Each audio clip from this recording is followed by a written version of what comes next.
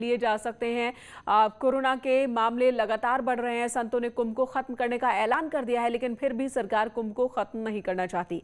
मंत्री बंशीधर भगत ने साफ साफ कहा कि कुंभ जैसे चल रहा है वैसे ही चलने देना चाहिए और अभी खत्म नहीं होगा। हालांकि भगत ने यह भी जरूर कहा कि कोरोना से कई लोगों की मौत हो चुकी है, लेकिन कुंभ के मुख्य स्नान भी हो चुके हैं।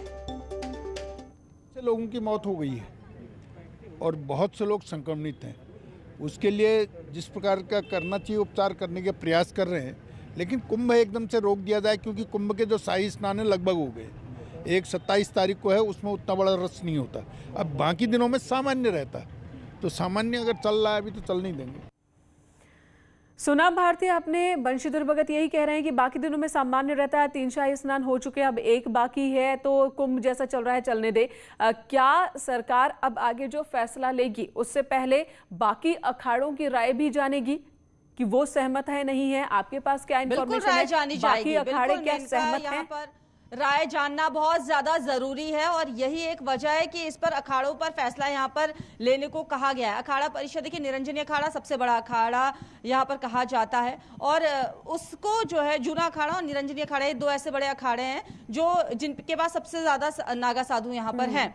तो ये यहाँ पर ये फैसला लेते हुए नजर आ रहे हैं कि अब इनको एक्सटेंड नहीं करना है। अब कुंभ की समाप्ति की इन्होंने घोषणा यहाँ पर कर दी है। तो अब बाकी के जो अखाड़े हैं, बैरागी अखाड़ा हो गया, वो उन पर यहाँ पर डिपेंड करेगा कि वो क्या कुछ सोच रहे हैं, उनकी क्या राय है। बिल्कुल भारती, ये सोचना बिल्कुल, और अब ये जो सोच बनी है उसके पीछे की जो वजह है, बड़ी संख्या में संतों का कोरोना संक्रमित होना है। और कल जो सबसे दर्दनाक और दुखी कर देने वाली खबर आई वो ये कि कुंभ में आए निर्वाणी अखाड़ा चित्रकूट के महामंडलेश्वर की कोरोना से मौत हो गई। महाकुंभ में कोविड से संत की मौत का यह पहला मामला। महामंडलेश्वर कपिल देव, जिनका इलाज देहरादून के एक निजी अस्पताल में चल रहा था, सूत्रों की माने तो महामंडलेश्वर 4-5 दिन महाकुंभ में रहे भी थे, शाही स्नान की तैयारी कर रहे थे, तभी उनकी तबीयत बिगड़ गई थी, जिसके बाद हॉस्पिटल ले जाया गया था, लेकिन हॉस्पिटल में उन्हें बचाया नहीं जा सका। ये जो घटना है और ये जो हादसा हुआ है, ये भी एक बड़ी वजह हो सकता है कुंभ को समाप्त करने के फैसले के पीछे, निरंजनी अखाड़े के। भारती, क्या ये जो इंसिडेंट है ये भी एक बड़ी वजह हो सकती है जो फैसला निरंजनी अखाड़ा ने लिया?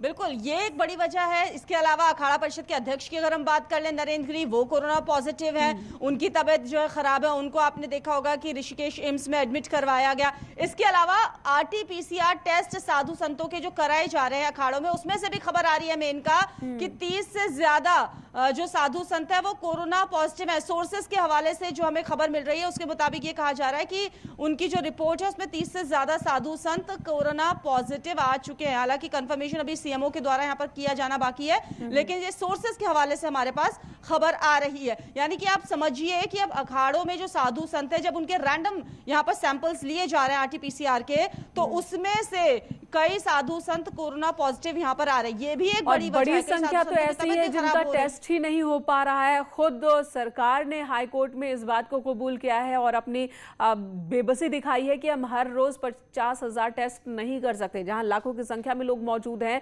वहां पर 50,000 टेस्ट जो हाई कोर्ट ने कही थी बात, वो सरकार ने बेबसी दिखा दी कि नहीं कर सकते। और ऐसे में सरकार, देखते हैं आगे क्या फैसला लिया जाता है। धन्यवाद इस वक्त आपका पूरी जानकारी, पूरी बातचीत के लिए।